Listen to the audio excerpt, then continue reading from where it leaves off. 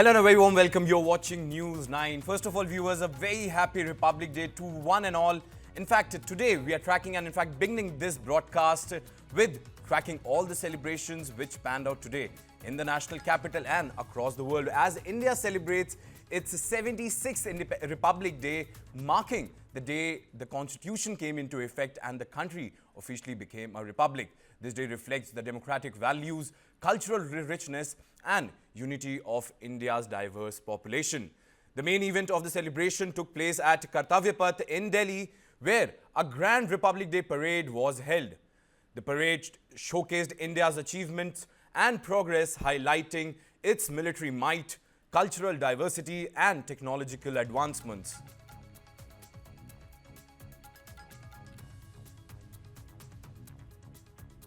The event began with President Murmu unfurling the national flag, accompanied by the national anthem and a 21-gun salute. As the chief guest, the Indonesian leader shared the stage with President Murmu and Prime Minister Narendra Modi, underscoring the growing partnership between India and Indonesia.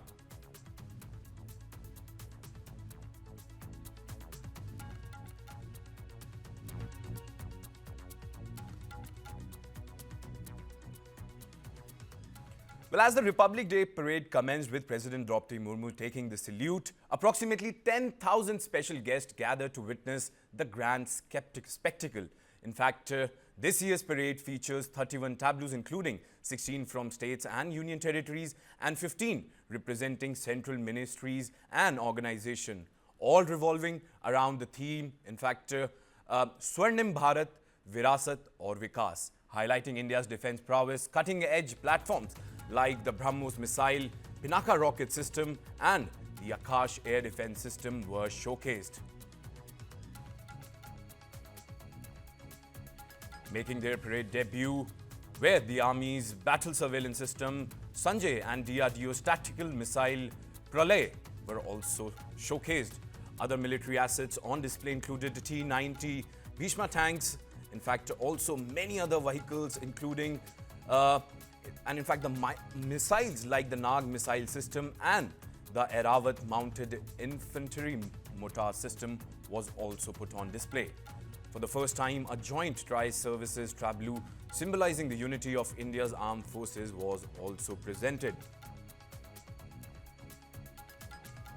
The iconic 61 Cavalry led the mounted column at the 1st Army contingent, showcasing the world's only active horse regiment. Women veterans from the Army, Navy and Air Force proudly represented Nari Shakti at the event.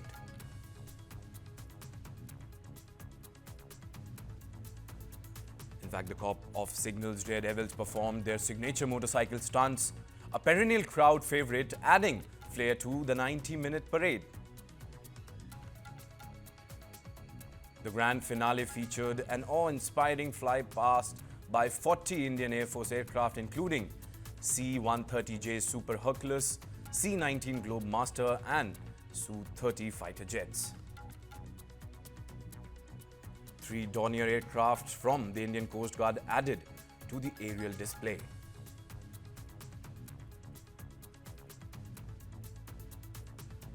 Adding to the cultural richness, 5,000 performers showcased regional dances along the Kartavya Path, while 300 musicians played Sare Jahan Se Acha on traditional instruments representing diverse regions of the country.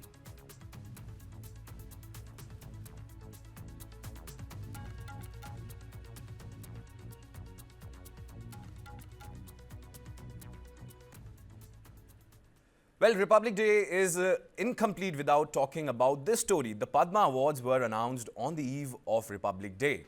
In fact, a total of 139 awards, Padma Awards, including 7 Padma Vibhushan, 19 Padma Bhushan and 113 Padma Shri were announced this year. 23 of the awardees are women and list also includes 10 persons from the category of foreigners and NRIs. In fact, 13 posthumous awardees have also been included in this very list. Now, most of the Padma Awards were given for the works in the category of art field, followed by literature and education. In fact, we'll have that graphic on your screens where you can see Art has got 51, in fact, literature and education 26, from the field of medicine 10, from trade and industries 10, and in fact from the social works area 8 Padma Awards have been given. Well, next comes science and engineering with 7, in fact public affairs also fetched 6, sports for 5 and spiritualism at 5. In fact, journalists were also awarded 4 such awards this year. In fact, first, now let's look at the Padma Vibhushan awardees. The second highest civilian award this year. In fact, the late Suzuki Motor Corporation chairman Usao Suzuki, who actually changed India's automotive industry, to the former Chief Justice of India Jagdish Singh, who led the Supreme Court bench that outlawed triple talaq in 2015, are among 7 individuals chosen for this honor. Apart from Suzuki and the former Chief Justice, other Padma Vibhushan awardees are folk legends like Sharda Sinha, in fact known for her music in different languages including Maithili, Bhojpuri, Maghai, Sanskrit and also in Hindi. In fact, gastrologist Dr. D. Nageshwar Reddy has also been awarded. In fact, the maestro in the violin L. Subramaniam and Kathak dancer Kumudini Laikha was also awarded this very Padma Vibhushan. Now, let's also take you to the other part of this very discussion, and the centre also announced names for 19 Padma Bhushan awardees, including the late economist author Vivek Debroy, the late Ghazal maestro Pankaj Udas, Sushil Modi, the late senior BJP leader who served as the Deputy Chief Minister of Bihar, former Lok Sabha Speaker and Maharashtra Chief Minister, the late Manohar Joshi also, and Indian hockey goalkeeper P.R. Sujesh was also, in fact, in this very list, who helped the Indian team win an Olympic bronze medal at Tokyo Olympics 2020. Now, let's also talk about, before talking about the unsung heroes, we have some famous people who have been actually the key people who have been awarded Padma Shri. In fact, first was Arijit Singh. Well, everyone aware about Arijit Singh, iconic singer, a Bollywood favorite for everyone. Then comes Ricky Cage, a 3-time Grammy Award winner and also an Indian musician and also an environmentalist, followed by the ex-cricketer and everyone's favorite are Ashwin. Now let's talk about some of the unsung heroes, as I've mentioned, who have been awarded Padma Shri this year. The honor is already special in all aspects, but this time the government have also given special titles or name for their unique contribution to the nation. In fact, first up, starting with Jonas Masetti, who has been named as Brazil's Vedanta Guru. The unique title has been given as he is instrumental in popularizing Indian philosophy and Vedanta in the country of Brazil. Then comes our own Harvinder Singh, or Kaithal Ka Eklavya. Singh is the first Indian to win gold in Paralympic Games in archery. He has also been speaking and motivating people on issues like drug awareness and obviously sports. Now comes Dr. Neeraj Batla, who has been called cervical cancer crusader for her work in medicine field and, as the name suggests, especially working for cervical cancer.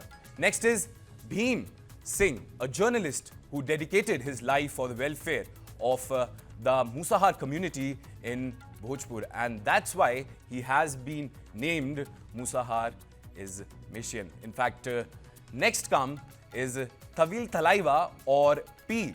And in fact, this person has been awarded. You know why he has been called a Tawil Thalaiva? Because he made instrument called Tawil widely resonate with people across India and world. A musician, a teacher and a professional with 5 decades of mastery.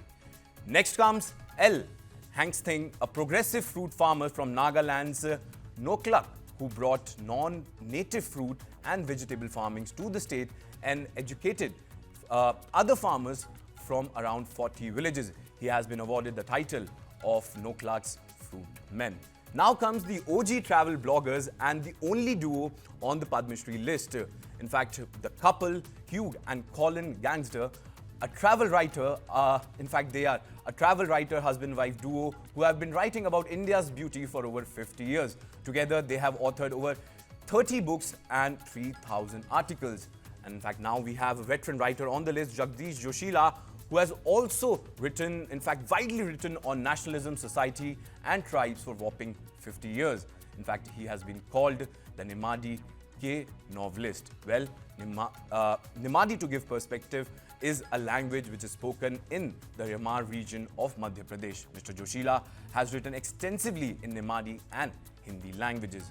Now we have Bheru Singh Chauhan, who is a Nurgum devotional singer from Malwa, upholding the oral traditions of the folk music for 50 years. He is honored by the name Nirgum Bhakti Ka Bheru. Next is Saika A.J. Al-Sabah, a yoga practitioner promoting yoga, meditation and alternative healings in nations like Kuwait and Gulf. She has been named as Yoga Ki Saika. In fact, next in line is Naren Gurung, a veteran folk artist from Gangtok who devoted 60 years to promote Nepali music, Sikkimese music and also the dancing traditions across the world. All love and respect Mr. Gurung, and has earned with that a new honor has been attached with him as Nepali Geet Ke Guru Gurung. In fact, for bringing innovation to apple farming and creating low-chilling apple variety, India has its own Seb master.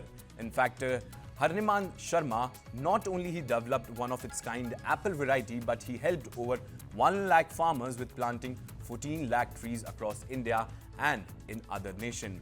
From the northeast, we have Jumde Yogan, or in fact Nasha Mukti Ki Naika, who worked in Arunachal Pradesh West region spearheading drug de-addiction and rehabilitation efforts. Now come Vilas Dangre.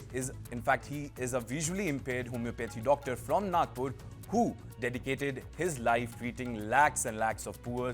That's why he has been called humanitarian homeopath. Next is Venkayappa Ambaji, a 81-year-old musician who preserved the dying art of Godhali folk singing. Ambaji, who hails from the Bagol Court, is known as, in fact, the name which has been given to him is Gondhali Kagumanthu Guru. In fact, now comes the global ambassador for Sujani embroidery from Bihar's Muzaffarpur. In fact, her name is Nirmala Devi, in fact, who has been honored by the title of Sujani Ki Vaishvik Devi. Remember, Nirmala Devi's Sujani embroidery is now GI tag too. Well, next in line is Joy Nacharan Bathari, or Joy of Dimasa, who is an 84-year-old living legend of the tribal Dimasa folk culture. He has dedicated his life promoting and preserving Dimasa folk music. In fact, now comes a person who dedicated his life taking care of leprosy patients in Gujarat, in fact, many areas of Gujarat. Suresh Soni established a village called Sahyog, providing shelter for specially abled individuals. Next in line is Radha Bahin Bhatt, a Gandhian who dedicated her life for women empowerment and environmental protection in many neglected hill areas. Particularly, she hails from Uttarakhand. That's why she has been known as, in fact, she has been given this title of Gandhian of the Hills. And last but not the least, we have Pandi Ram Madhavi, a tribal instrument maker from the area, promoting corn wood craft for over 5 decades. Remembering, he got fame for creating bamboo wind whistle or Bastar flute and in fact, for that the reason he is honored with the title Murai Ka Maan Bastar Ishan. We salute and honor each one of their contributions in the task of nation building.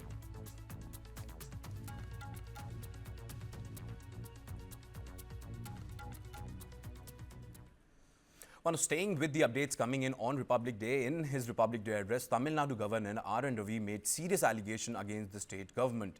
In fact, the governor stated that the key indicators of the state are alarming, claiming that Tamil Nadu is on a declining trajectory. Criticizing the state government, Governor Ravi alleged that Tamil Nadu's universities are facing a dire financial crisis and their autonomy has been eroded. He pointed out that as many as 10 universities have been functioning without registrars and controllers of examination for several years, with these posts being managed on an ad hoc basis. He also highlighted that in terms of learning outcomes in schools, Tamil Nadu ranks among the bottom few states.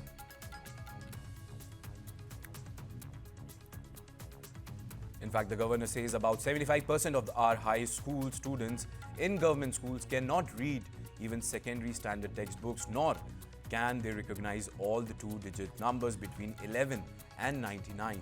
They cannot do simple two-digit additions and subtraction in respect of higher education scenario is no better than. In fact, about 25 lakh students are enrolled in our 20 state universities. Most of the universities are starved of funds. They are in dire financial crisis, not even able to pay salaries to the teachers. They have not received their due share of funds from the state government from the last some years.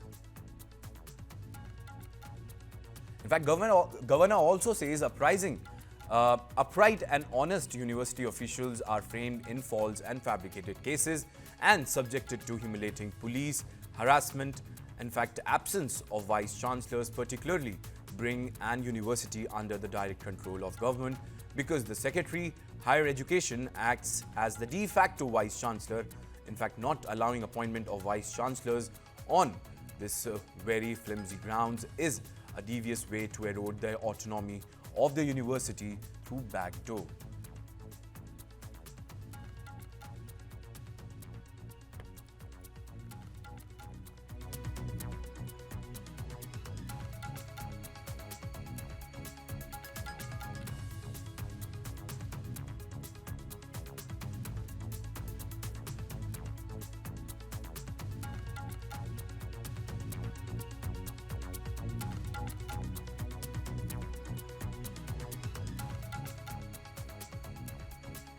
The governor also addressed the issue of social discrimination against Dalit, expressing deep concerns. In fact, he said, and I quote, "Our heart sinks and head hangs in shame when almost every other day we read reports of dehumanizing social discrimination against our Dalit brothers and sisters."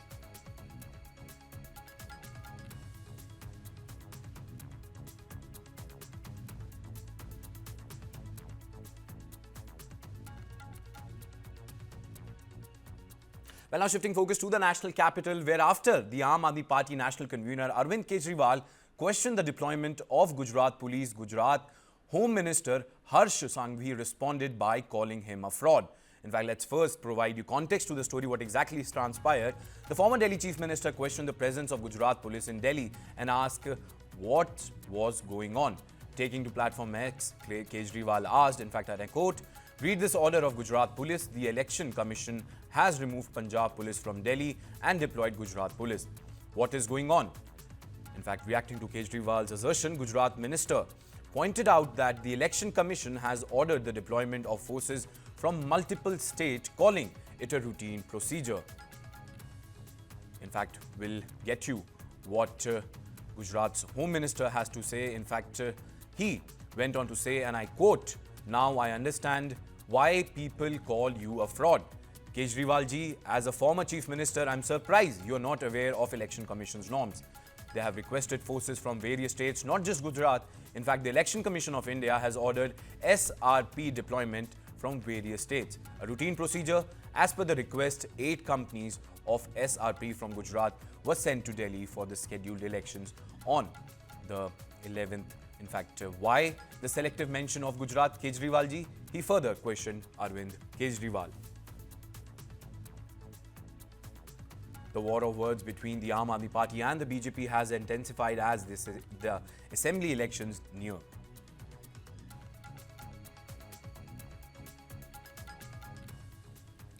Well, Arvind Kejriwal on Sunday criticized BJP's model of governance, contrasting it with the welfare model of his party. Addressing a press conference, Kejriwal said, and I quote, "In BJP model, your money is given as loan to billionaire friends and it is waived off after 2-3 years.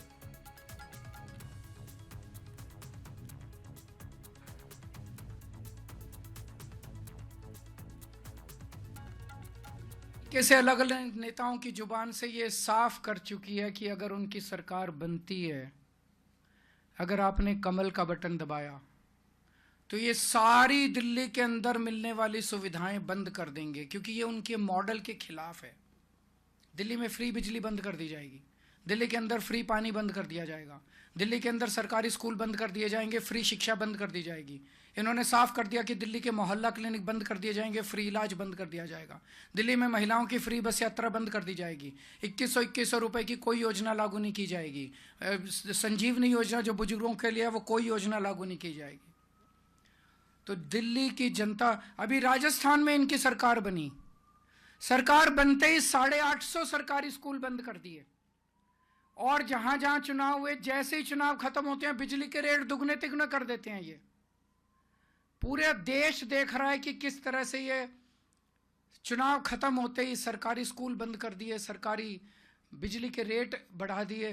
तो दिल्ली के अंदर अगर ये जीत जाते हैं तो ये सारी सुविधाएं, फ्री बिजली बंद हो जाएगी, फ्री पानी बंद हो जाएगा, जो जनता को 24 घंटे बिजली मिलनी बंद हो जाएगी, जो जनता को सुविधाएं मिल रही हैं सारी बंद हो जाएंगी। Well, now we shift our focus from the state of Delhi to Telangana, where a banner war has erupted in Hyderabad after the Congress-led Telangana government secured a massive 1.78 lakh crore investment at the World Economic Forum annual meeting in Davos. In fact, this year's Davos meet was a big success for Telangana Chief Minister Revanth Reddy's delegation. Last year, the Congress government secured 40,000 crore in investment, but this time the amount grew fourfolds. In fact, after the significant rise in the investment, Congress leaders took a jibe at BRS leaders, targeting former Chief Minister K. Chandrasekhar Rao and his son K.T. Rama Rao. The banners displayed in Hyderabad read, "Stomach upset by investments? Use Eno." Meanwhile, the BRS party responded with a social media post. In fact, there, what they have written, I quote, "The Mason had done nothing but attack the existence of Telangana by chasing change. Revantha gang is looting thousands of crores under the guise of false investment."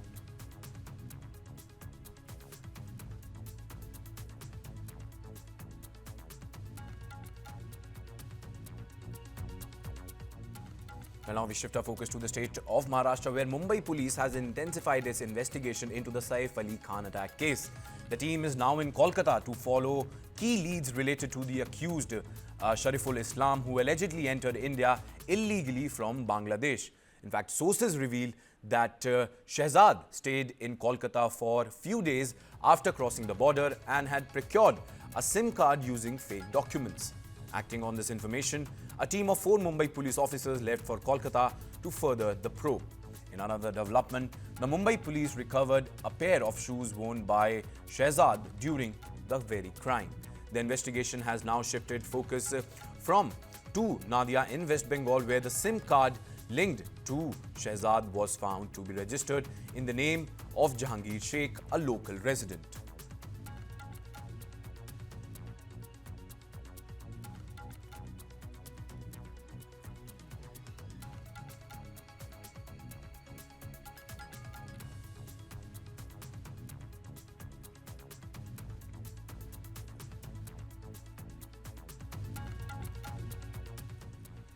Now, news from Manipur next, where security forces successfully apprehended 4 militants in 2 separate operations in Imphal West and, in fact, in some other district of that very area. In the first operation, 2 active members of the proscribed group PREPAK were arrested in Imphal from Imphal West. Police sources confirmed they were involved in extortion activities across Imphal and some other areas. During the operation, authorities seized 6 mobile phones, 2.32 pistols with magazine. In fact, 2 live cartridges were also found. In fact, 5 extortion letters and a four-wheeler from their possession was also recovered.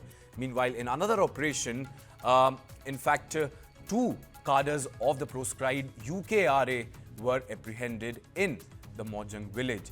They have been identified as Com, aged 45, and L. Washington Com, aged 42. These individuals were allegedly extorting money from ex-servicemen in that very area. Now on to some international news, where in a major setback for the Yunus government in Bangladesh, the United States have frozen funding for 8 programs in Bangladesh, delivering a significant setback for Muhammad Yunus-led government. This comes as part of broader review of foreign aid allocation under the recent executive order.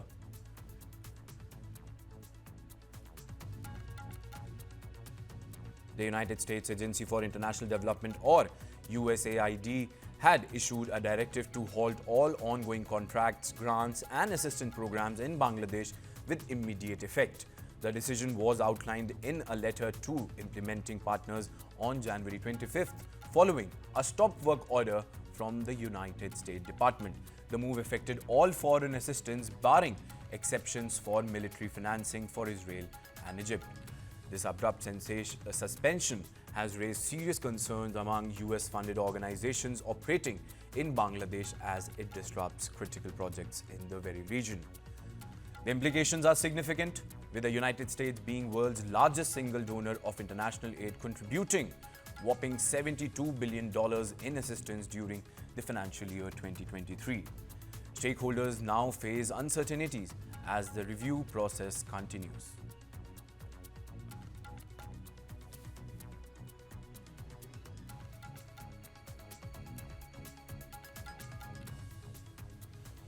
Well, with that, it's a wrap from my side. News and Update continues on the other side. Do stay on to News 9.